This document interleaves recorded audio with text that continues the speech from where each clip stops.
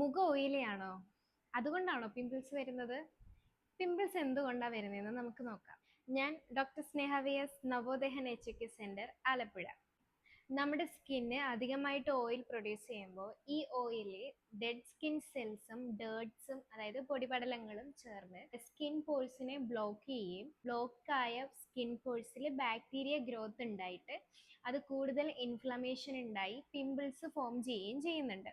Stress, hormone imbalance, ഉറക്കക്കുറവ്, sugar കൂടുതലായി intake എടുക്കുന്നത്, കൂടാതെ ജങ്ക് ഫുഡ് കഴിക്കുന്നതും ഒക്കെ ഓയിൽ പ്രൊഡക്ഷൻ കൂട്ടുന്നുണ്ട് സ്കിന്നിൽ. പലരും ഓയിൽ സ്കിന്ന് കാരണം പലവട്ടമായിട്ട് മുഖം കഴുകാറുണ്ട്. ശരിക്കും ഈ മുഖം കഴുകുന്നത് നമ്മുടെ സ്കിന്ന് കൂടുതൽ ഡ്രൈ ആക്കുകയും ഓയിൽ പ്രൊഡക്ഷൻ കൂട്ടുകയാണ് ചെയ്യുന്നത്. ഇനി എന്തെല്ലാം ടിപ്സ് നമുക്ക് ഫോളോ ചെയ്യാമെന്ന് നോക്കാം. ദിവസം 2 വട്ടം മാത്രമേ ഫേസ് വാഷ് ചെയ്യാൻ പാടുള്ളൂ.